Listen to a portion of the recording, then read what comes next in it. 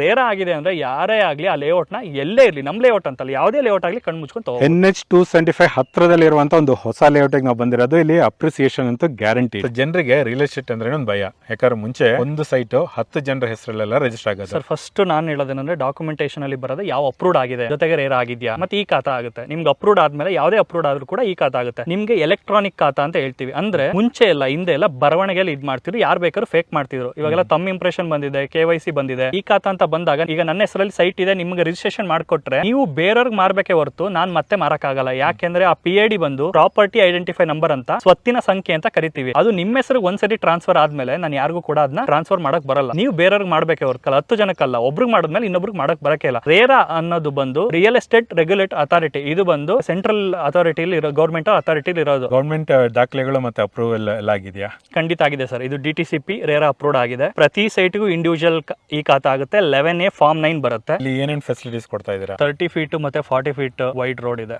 ಅಂದ್ರೆ ನಿಮ್ಗೆ tar road ಬರುತ್ತೆ. ನಂಬರಿಂಗ್ ಆಗ್ಬೋದು, ಬೋರ್ವೆಲ್ ಇದೆ, ನಿಮ್ಗೆ ಆಲ್ಮೋಸ್ಟ್ ಒಂದು 3 ಇಂಚ್ ವಾಟರ್ ಇದೆ, ಡ್ರೈನೇಜ್ ಆಗ್ಬೋದು, ಪ್ರತಿ ಇಂಡಿವಿಜುವಲ್ ಸೈಟ್ಗೂ ಸ್ಯಾನಿಟರಿ ಕನೆಕ್ಷನ್ಸ್ ಆಗ್ಬೋದು, ಮತ್ತೆ ವಾಟರ್ ಕನೆಕ್ಷನ್ಸ್ ಆಗ್ಬೋದು, ಮತ್ತೆ ಸ್ಟ್ರೀಟ್ ಲೈಟ್ಸ್ ಆಗ್ಬೋದು, ಎಲೆಕ್ಟ್ರಿಸಿಟಿ ಆಗ್ಬೋದು. ಅಂದ್ರೆ ಈಗ ಅಪ್ರೂವ್ಡ್ ಅಂತ ಬಂದಾಗ ಎಲ್ಲ ಅಮ್ಯುನಿಟೀಸ್ ಕೊಡ್ಲೇಬೇಕಾಗಿರೋದ್ರಿಂದ ಎಲ್ಲ ಅಮ್ಯುನಿಟೀಸ್ ಕಂಪ್ಲೀಷನ್ ಆಗಿದೆ. ಜೊತೆಗೆ ನೀವು ನಾಳೆ ಮನೆ ಕಟ್ತೀನಿ ಅಂದ್ರೂ ಕೂಡ ಮನೆ ಕಟ್ಟಬಹುದು. ಎಲ್ಲ ಮೂಲಭೂತ ಸೌಕರ್ಯಗಳನ್ನ ನಾವು ಕೊಟ್ಟಾಗಿದೆ ಆಲ್ರೆಡಿ. ಅಪ್ರಿಸಿಯೇಷನ್ ಹೇಗಾಗುತ್ತೆ ಅಂತ ಹೇಳ್ತೀರಾ? ನಮ್ ಲೇಔಟ್ ಬಂದ್ಬಿಟ್ಟು Mysuru to Kushalnagar express highway ಏನಾಗ್ತಿದೆ NH275, ಅದರಿಂದ ನಿಮ್ಗೆ ವಾಕಬಲ್ ಡಿಸ್ಟೆನ್ಸ್ ಅಲ್ಲಿ ಲೇಔಟ್ ಇರೋದು. ಈಗ ಬ್ಯಾಂಗ್ಳೂರ್ ಟು ಮತ್ತೆ ಮೈಸೂರು ಏನ್ ಇವಾಗ ಎಕ್ಸ್ಪ್ರೆಸ್ ಹೈವೇ ಆಗಿದೆಯಲ್ಲ, ಅದೇ ರೀತಿ NH275 ಆಗ್ತಿದೆ. ನಿಮ್ಗೆ ಒನ್ಸ್ ಹೈವೇ ಕಂಪ್ಲೀಷನ್ ಆದ್ಮೇಲೆ ನಿಮ್ಗೆ ಇಲ್ಲಿ ಅಕ್ಕಪಕ್ಕ 1:2 1:3 ವರೆಗೂ ಅಪ್ರಿಸಿಯೇಷನ್ ಆಗ್ಬೋದು. ನಿಮ್ಗೆ ತುಮಕೂರು ಆಗ್ಬೋದು, ಮೈಸೂರು ಆಗ್ಬೋದು, ಕೆಲವೊಂದು ಸಿಟಿಗಳು ಚೆನ್ನಾಗಿ ಡೆವಲಪ್ಮೆಂಟ್ ಆಗ್ತದೆ. ಅದರಲ್ಲಿ ಮೈಸೂರು ಅಂತ ತಗೊಂಡ್ರೆ ನಿಮ್ಗೆ ಈ ಕರ್ನಾಟಕದಲ್ಲಿ ಸೆಕೆಂಡ್ ಫಾಸ್ಟ್ ಮೂವಿಂಗ್ ಸಿಟಿ ಅಂತ ಹೇಳ್ಬೋದು. ಸರ್, ಈ ಲೇಔಟ್ ವಿಸ್ತೀರ್ಣ ಎಷ್ಟಿದೆ ಮತ್ತೆ ಎಷ್ಟು ಸೈಟ್ಗಳಿದೆ? ಸರ್, ಇದು 3 acre ಲೇಔಟ್, 50+ ಸೈಟ್ಸ್ ಇದೆ. ನಿಮ್ಗೆ 30-40 30-50 ಡೈಮೆನ್ಷನ್ಸ್ ಬರುತ್ತೆ. ಎಲ್ಲಾ ಫೇಸಿಂಗ್ ಕೂಡ ಅವೈಲಬಲ್ ಇದೆ. ಮತ್ತೆ ಹತ್ರ ಏನೇನಿದೆ? ನಿಮ್ಗೆ ಇಲ್ವಾಲ ಇಂದ ಬಂದ್ರೆ ಇಲ್ಲಿ ಡಿಪೋಲ್ ಸ್ಕೂಲ್ ಆಗ್ಬೋದು, ಜೊತೆಗೆ ನಿಮ್ಗೆ